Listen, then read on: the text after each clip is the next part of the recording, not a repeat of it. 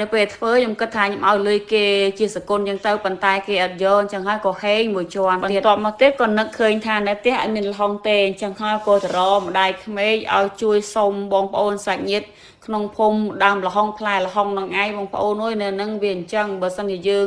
មិនមានឋានៈតំណងអ្នកចិត្តខាងទេឬក៏មិនមានម្ដាយក្មេកជួយទេអាសុំបន្លែសុំប្លុកមិនហ៊ានទេបងប្អូនយើងមិនសូវសាសនាជាមួយគេអញ្ចឹងព្រោះអីរបស់ខ្លះមិនមែនថាយើងមានលុយទិញបានទេត្រូវដើរសុំគេដោយសារជនជាតិឥណ្ឌាភាគច្រើនរបស់ខ្ចីៗគាត់អត់សូវចូលចិត្តញ៉ាំទេគាត់ញ៉ាំតែរបស់ទុំអញ្ចឹងចឹងហើយសម្រាប់ម្ហូបយើងត្រូវការរបស់ខ្ចីដូចទីខ្ញុំចឹងចង់បានលហុងចង់បានផ្លែចេកមិនងាយរកបានទេបងប្អូនបើសិនជាយើងទិញបានតាមផ្សារលើកលែងតែឧទាហរណ៍ថា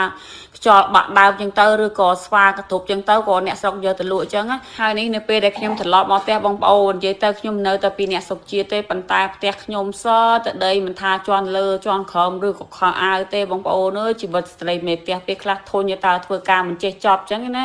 ប៉ុន្តែមិនជាអ្វីទេបងប្អូនដោយសារតែខ្ញុំមានជំនួយការពិសេសគឺសាប៊ូបោកគក់ណាថាបងប្អូនវាល្អប្រើខ្លាំងមែនតើអញ្ចឹងព្រោះអីវាជួយសម្រាប់កៅអៅស្អាតបានល្អអញ្ចឹងណាហើយអ្វីដែលសំខាន់ជាប្រេនរបស់កូនខ្មែរអញ្ចឹងហើយបើសិនជាបងប្អូនមានចំណាប់គេមានលក់គ្រប់ទីផ្សារឬក៏បងប្អូនអាចឆាតចូលเพจរបស់គាត់ក៏បានដែរបន្ទាប់ពីធ្វើការងារទេហើយអញ្ចឹងទៅខ្ញុំចាប់ដើមធ្វើបុកលហុងហើយលហុងដែរម្ដាយខ្ញុំបានឲ្យមួយនេះបងប្អូនហើយលហុងឡើងចិត្តទុំអីហ្នឹង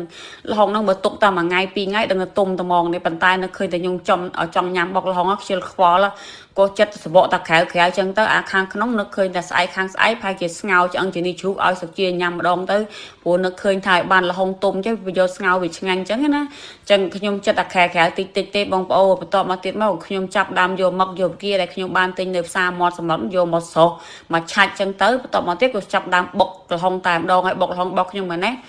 វាអត់មានម្ទេសស្រស់ហើយទេបងប្អូនមានតែម្ទេសក្រៀមនិយាយទៅខ្ញុំយកគ្រាន់ដាក់ឲ្យឃើញពណ៌ស្អាតអញ្ចឹងណាហើយនេះជាការបុកលហុងរបស់ខ្ញុំបងប្អូនហើយអត់មានអីយ៉ាប់ទេធ្វើតាមបែបខ្ញុំព្រោះខ្ញុំមិនមែនជំនាញអ្នកលក់អញ្ចឹងហើយបើសិនជាបងប្អូនឃើញថាខ្ញុំបុកឆ្កងឬក៏តំណងមិនតំណងជួយខមមិនខ្ញុំនៅក្រោមវីដេអូនេះផងបងប្អូននោះហាត្បាល់ដែលខ្ញុំបានយកមកវាទូចវាមិនធំប្រហែលទេអញ្ចឹងហើយនៅពេលដាក់គ្រឿងក្រៅអញ្ចឹងទៅពេលបុកមើលទៅវាពិបាកវាមិនល្អមើលអញ្ចឹងហើយត្បាល់នេះផងដែរខ្ញុំយកពីស្រុកខ្មែរបងប្អូននៅស្រុកឥណ្ឌាអត់មានត្បាល់ធំទេបើមានត្បាល់ទូចមិនដឹងថាជនជាតិឥណ្ឌាគេទិញយកមកធ្វើស្អីទេព្រោះម្ដាយក្មេកខ្ញុំមិនដែលឃើញទិញត្បាល់នឹងយកមកប្រើផងប៉ុន្តែគ្រាន់ថាខ្ញុំគិតលេងព្រីខ្ញុំគិតតែផាគេទិញយកបុកមិនបុកអីចេះដឹង